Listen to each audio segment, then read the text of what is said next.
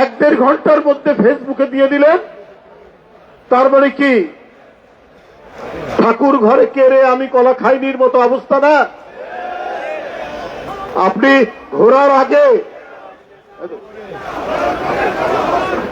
ঘোরার আগে গাড়ি জুড়িয়ে দিলেন ঢাকা বিশ্ববিদ্যালয়ের সেই ছাত্র নেতা। এখন আজকে পুলিশ কমিশনার বলছে যে হত্যাকারীকে শনাক্ত করা হয়েছে জামাত শিবিরের লোক। এখন আমি বলি এটা তো বিএনপির কোন নেতার স্টেটমেন্ট না, এটা যারা তদন্তকারী কর্মকর্তা রয়েছেন, যারা রাষ্ট্রের আইনে স্বীকৃত সংস্থা, তারা বলছেন। এখন ফেসবুকে কি লিখবেন? আমি সেই ছাত্র নেতাকে জিজ্ঞেস করতে চাই, তদন্ত হলো না, কিছু হলো না, এই এলাকার বারবার এমপি মেয়র তার সামাজিক অবস্থান, তার জাতীয় রাজনৈতিক অবস্থান বিবেচনা না করেই আপনি কেবল ইউনিভার্সিটির একটা ছাত্র নেতা হয়েছেন। আপনার চেয়ে 36 বছর আগে আমরা ছাত্র নেতা এবং আরেকটি বড় ইউনিভার্সিটির ভিপি হয়েও আমরা কোনো অন্য দলের সিনিয়র নেতাকেও এই ধরনের বাজে কথা বলে কখনো অভিহিত করিনি। আর আপনারা এটা করে দিলেন। আমরা নিজেরা হাসাহাসি করি বাইরে, মানে ভিতরে, যে আব্বাস ভাই নেতা কর্মী বা আমাদের সাথে অনেক বকাবকি করে অনেক সময়। তা আমরা বলি যে বকাবকি করে এই লোকটাকে তো কোনোদিন দেখলাম না কোন একটা মানুষকে একটা থাপ্পড় মারতে। মুখে বকাবকি করে, কিন্তু আজ পর্যন্ত কেউ কমপ্লেন বা কেউ কিছু যে উনি নিজে কখনো কাউকে একটা থাপ্পড় মেরেছেন। বরং আমরা বলি, আরে অন্য লোক যাকে উনি পছন্দ করেন না যদি অসুস্থ হয়, তার কাছে যে গেছে কেউ ফিরে আসেনি, এটা আমার নিজের চোখে দেখা।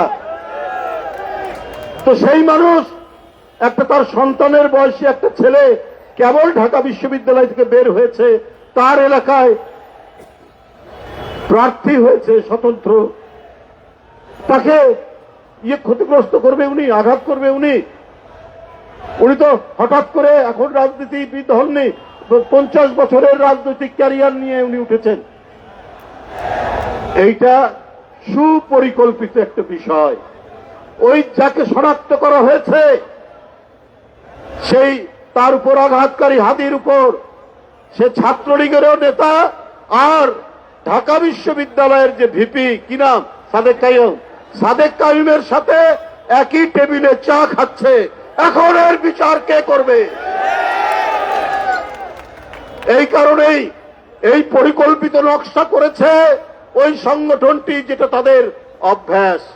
আরে যাদের 71 সালে 30 লক্ষ মানুষকে হত্যা, 2 লক্ষ মা বোনের ইজ্জত হরণের পরে যাদের কোনো বিবেকে বাঁধেনি, যাদের কোনোভাবেই আপনার অনুশোচনা নেই, তারা তো যা ইচ্ছা তাই করতে পারে। এই মহা মাস্টার প্ল্যান, এই মহা পরিকল্পনা তারা করে চট করে অভিযোগটা যাতে চাপানো যায় বিএনপি নেতার বিরুদ্ধে, এইভাবে একটা চমৎকার ষড়যন্ত্র তারা করেছে। এখন আস্তে আস্তে দিনের আলোতে একেবারে পরিষ্কার হয়ে যাচ্ছে। বন্ধুরা আমার, গেছেন কালকে দেখতে, সাথে সাথে আমার সাথে কথা হয়েছে উনার, আমার সাথে আব্বাস ভাইয়ের কথা হয়েছে। আব্বাস ভাই কি করছেন? বলছে আমি যাচ্ছি হাসপাতালে দেখতে। উনি গেছেন, একটা অভিভাবক তুল্য মানুষ। আমরা লড়াই করলাম ডেমোক্রেসির জন্য, আর 5ই আগস্টের পরে আপনারা প্রতিষ্ঠা করলেন মবক্রেসি, মব কালচার তৈরি করলেন। মবক্রেসির ভালো বাংলা হচ্ছে উশৃঙ্খল জনতাতন্ত্র।